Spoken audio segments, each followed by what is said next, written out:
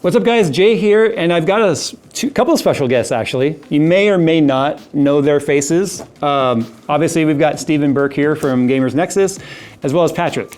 And I feel like Patrick might be an unsung hero, more so than I even realized until today. So Steve just spent the entire day here with us, helping us kind of redo some of our lab practices here. We're gonna get into that today, but I got some questions I want to ask him.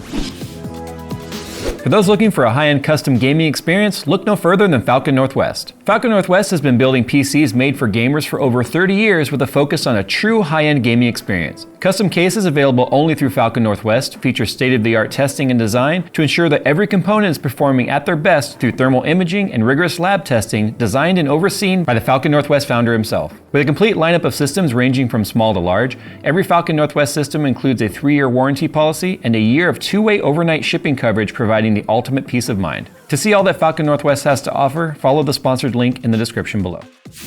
Okay, so we just spent literally going on 12 hours right now with you here in the lab. So first and foremost, how do you feel how today went? I think we were talking about it overall well, but we were talking about how it's, the thing I was talking with Patrick about before we came out was we need to start with defining what is it your goals are. Because it could have been anything. Well, and also just like you were saying, taking, I've been doing this 16 years now, in any competent capacity, maybe one, but it's still distilling a lot of stuff down into a single day. And there's infinite things you can do with testing. It's really fun. It's fun. Like there's a lot of stuff you can do. So it just comes down to like, what's your version of that look like? And I think we set a really strong foundation with some game specific stuff and then some power stuff.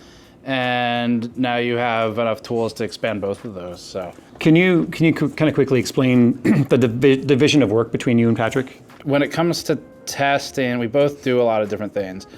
When it comes to testing, I will sort of set a lot of the methods and do a lot of the upfront research, like figuring out what are the possible pitfalls, what are all the places that there can be machine error or human error, and let's work to build a system that can avoid as many of those as possible.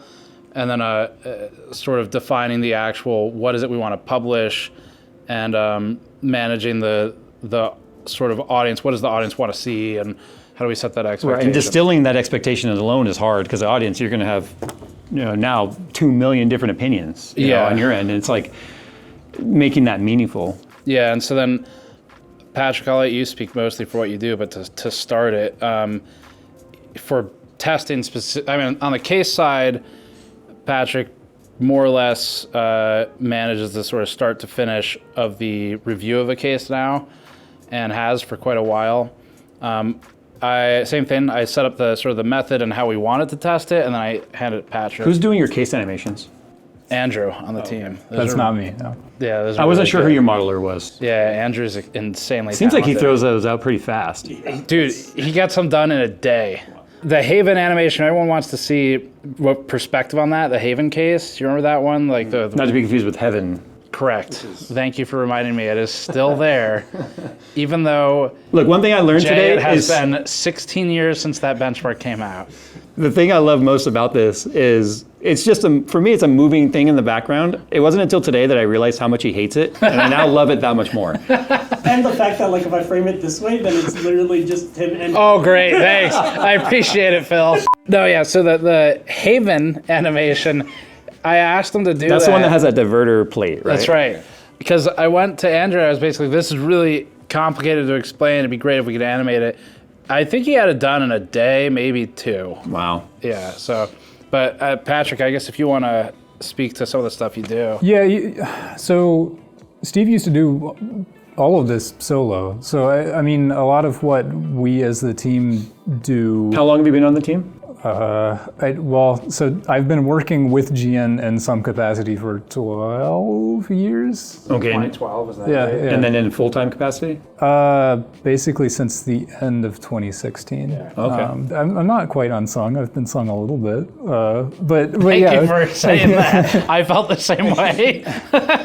A lot of what the team does is stuff that Steve doesn't have time to be everywhere all at once. So we're making things more efficient. We're running tests and taking care of processes that there are not enough hours in the day for. So Steve does the big picture, like what are the questions we want to answer, and generally how do we want to answer it, and then I do like some test development, a little bit of software development, and then for case reviews, I do most of the process. At this point, you you handle most of the case review. and writing. Did you do something in the industry prior to working at GN?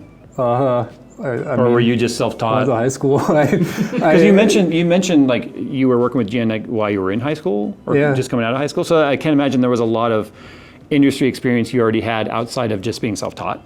Yeah, so Neither of us. And I think that's been something that Steve has maybe even wanted in the team members that he's hired. I mean, he's expressed that to me, that he values being able to learn the job more than like having a degree in it.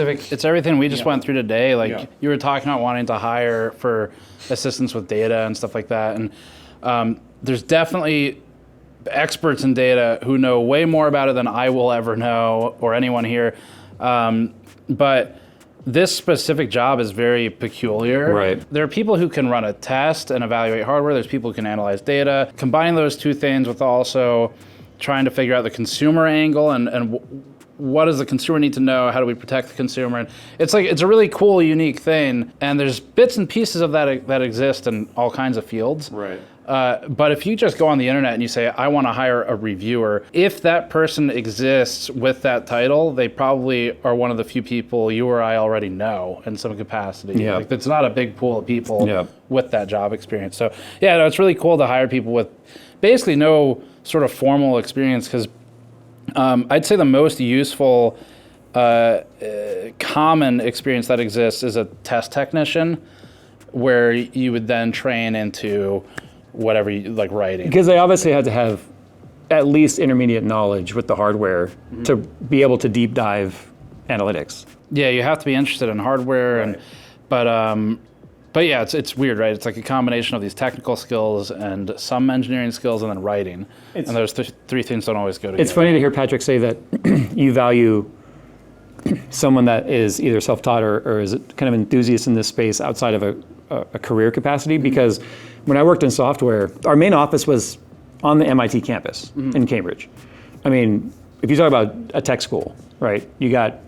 Obviously you got Caltech, you have limitless you've got MIT. geniuses there, yeah. Well, our two main developers, the two lead developers, one was from Northeastern, which is ironic because that's like the rival school to MIT. So it's funny hearing them bicker, because both of them were MIT and Northeastern. But I remember asking them once, I said, how much did those schools prepare you for this job? And it's funny because both of them said the same thing. And I'm not saying anything against the education system, don't hear me wrong, but both of them said by the time they were done with their education, the languages and stuff had already changed so much, nothing they really learned translated into the field, other than what they've already taught themselves. What their education got them was their foot in the door to be able to move up within either the corporate structure or just show that you were capable of learning something technical. I was going to say learning how to learn is pretty big, yeah. But both of them had the same story that by the time they were done with their 4+ years of or if they went on to grad school or not, everything had changed already. So really their portfolios of what they did as their side projects is what got them their jobs, not necessarily the education. Yeah. But I don't even know the answer to this. What did you do prior to GN? I guess web development for a bit. I started building websites when I was 12. I started selling services to build websites probably when I was about 14. And then did that for several years into GN. And so have you only been self-employed then your entire adult life? No, I did work for Dell for a little bit. Okay. So I worked at Dell for about a year on contract as a test technician, and then I learned a little bit of test engineering stuff from the people who were above me there, and that was super cool, which it was basically some people who showed me the process of how do they define a test, and it was cool. The job was like, the person who kind of trained me explained it to me as your job is to break things and then explain how they were broken.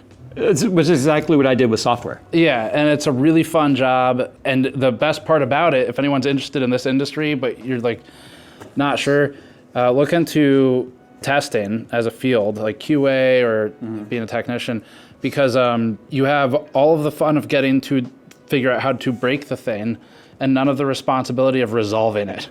Yep. So I would break the software or the hardware and throw the grenade over the wall, and then the developers have to deal with it for the next 6 months. And that's a pretty fun job. Not for the developers, but I liked it. Yeah, and because I was lead of our automation and our testing suite stuff, having to convince developers sometimes that the problem That it's a exists problem, in yeah. code. So repro steps and obviously documentation was huge in that industry, and I think that's why I told you in the long form content you filmed. Man, that prepared me and hurt me in so many ways for this field, because I was already facing burnout by the time I went full time here when it came to that level of data collection. Yeah. But I think I've been away from it long enough now, because I went full time self-employed in 2015. It's been 10 I years. remember the video. Yeah. You posted something about, yeah. It's been 10 years, and I feel like now I'm kind of itching for that level of. You're ready to So be back. so that segues me into what I think the audience might enjoy. You can't hurt my feelings, I promise. I know there had to have been plenty of instances I where hate you're like, Heaven benchmark. It has to go. okay, that's number one. I thought you said I couldn't hurt your feelings. No, that's number one thing you're Is that saying. a tear? Are you crying? No, it's on this side. They can't see Phil, we it. need to cut. Tell me right now anything that you're like, Jay, you just need to stop doing this. Or Jay, I don't agree with this. Jay, change this. Outside of heaven. I hear you on the heaven. If I'm trying to provide actual meaningful feedback, I think memory, I don't know how it is right now, but I didn't know you guys ran into trouble with memory in the past, getting it stable. And I think some of that probably came down to like VDIM or something, or just like some of the sub configuration options within BIOS. But honestly, I think like probably the most useful feedback I can give that's actionable and has a concrete thing you can do would be the documentation that they provide for reviews. I don't know how much you guys do or don't read that. It's interesting. So they're called review guides.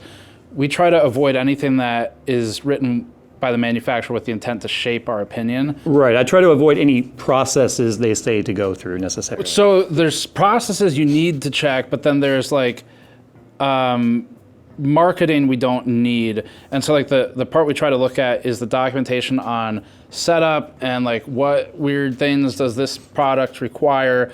And I think the thing I would advise is just sort of really reading through those. Yeah. Like spending more time up front prepping and reading or studying the thing you're working on, I think will avoid some of the sort of later challenges you end up making videos on.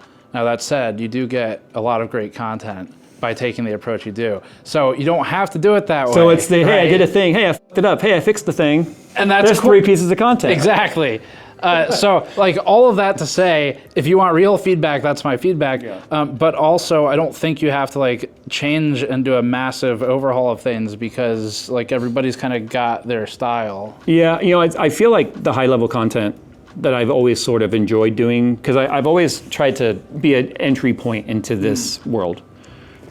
I think what's happened is my high level stuff stayed where it was at, but I think a lot of people started going deeper, which makes the gap between data more wide. And that's what I think I've been noticing now. It's like, okay, and not only that, it's my own interest now wanting to go a little bit deeper. I mean, go that's good. subterranean to some level. Right. You know? Yeah, no, that's good.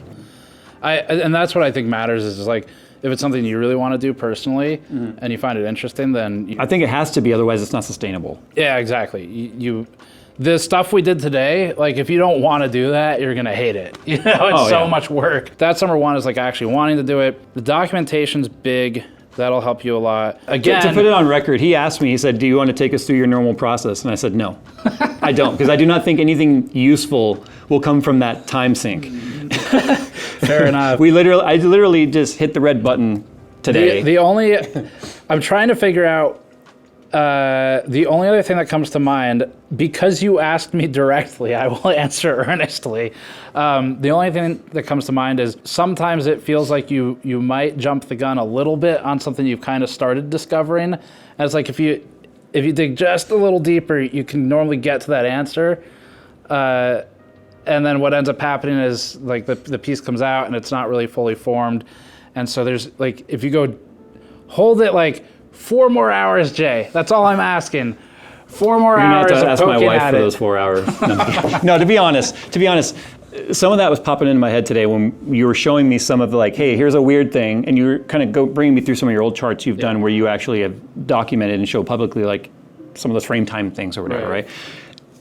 I started at that point getting kind of like the aha moment, the eureka moment of, hey, I now have some realistic processes to try and iron out some of these weird outliers that I couldn't identify. Yeah, it's like you knew there was something there, but you couldn't quite get to it. Right. And I think a lot of that is the tools, where it's like, if you don't, I mean, the knowledge that the tool exists is almost more important than how to use the tool. Do you have a direct example of one of those, like if I just spent 4 more hours on it? Because right now, to me, in my mind, that's every test I've run. I mean, it can always be that way. It's that way for us too. Like, there's always more. I can get you some. I'd have to. Well, if you're having to think That's about it the that sort of hard, I feel a broad. little better. If you're like, well, there was this one time. Oh, there's this one time. Actually, just I don't last have week. them loaded up. I don't walk around with them like in the clip. So, but broadly speaking, but again, like I don't want to infringe on your style either. I'm only answering it because you asked, but because it's important that everyone has their own style.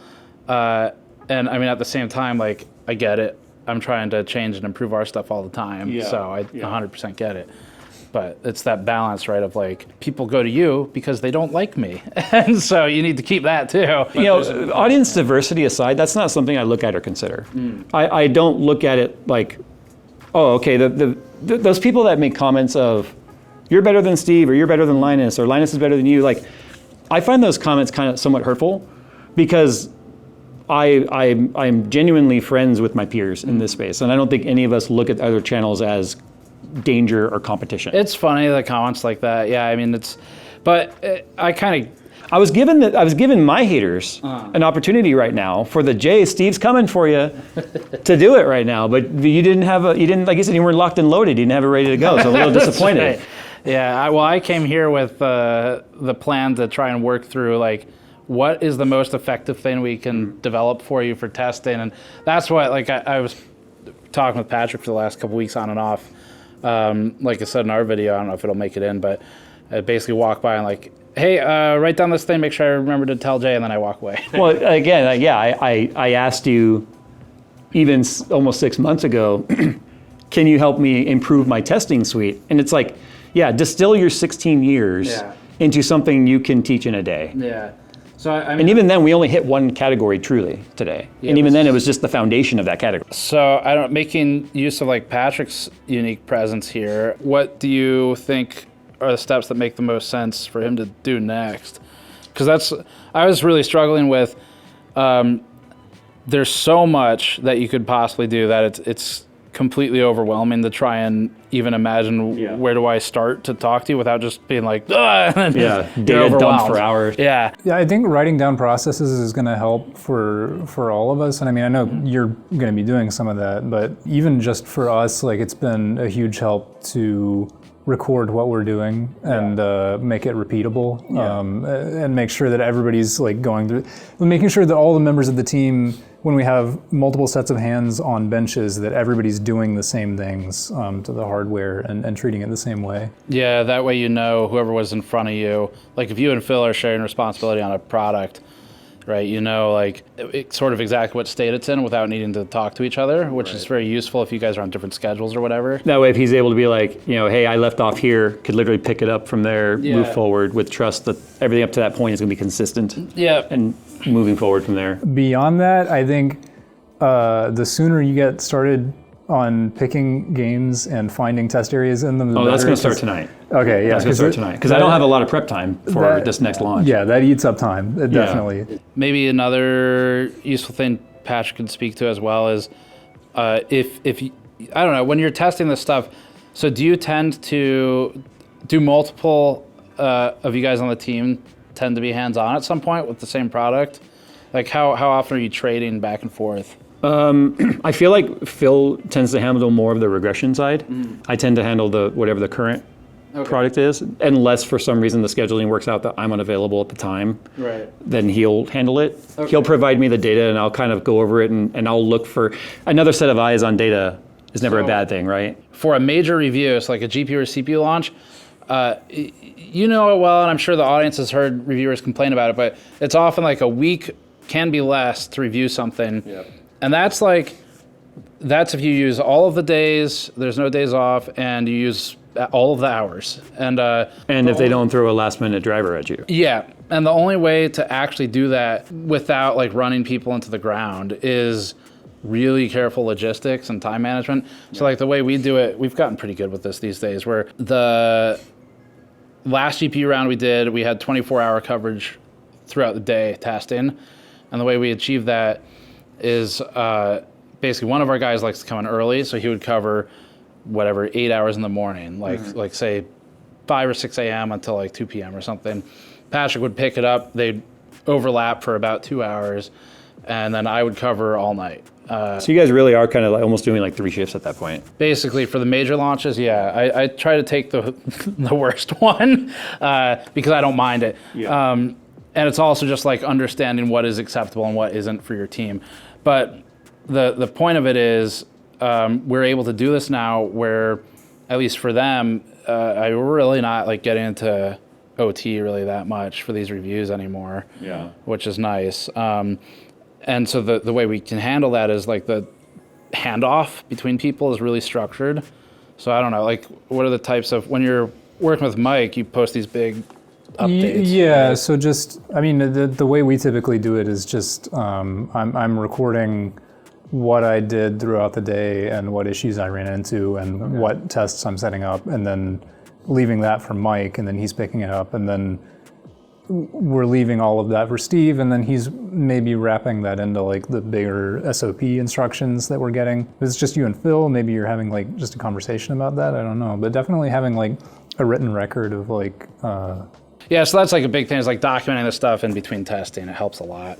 Well, I mean, and that's something that my expertise, well, I shouldn't say expertise, but my experience in doing QA in software will help. I can come up with checklists and stuff, or find a tool for us to at least manage it. Right. You know, that way there's no question about, did anything get missed? Did something get, skipped, or Phil left off here? I can pick up from where his last check mark was, and obviously a place to leave notes and stuff. Because right now the notes will just kind of get left in our I call it our rough. No, it's directly on the spreadsheet. Oh, okay. Yeah, if he has a run and something weird about it, he'll note it on the spreadsheet. So when I go, but I have to go now looking for those notes. Right. Right. So having them more in a centralized location that references the spreadsheet. Yeah, we'd basically do centralized spot, and then the spreadsheet will have a comment on the specific thing that's in question. What is so over the next, I don't know, like year or something, as you're trying to figure out how you want to expand testing, what's your goal? Like, where do you see it going from a content perspective? Yeah, so not just on like the GPU, CPU side of stuff, but I want to get into more lockdown methodology on cooler testing, case testing, being able to actually be able to measure main differences or even micro differences between like different types of water blocks, different types of radiator fin count, all that sort of stuff. But having the way to capture the data in a consistent manner. So it means obviously if I want to do whatever an open loop measurement is, come up with that methodology, standardize it, and then use that as our formula going forward.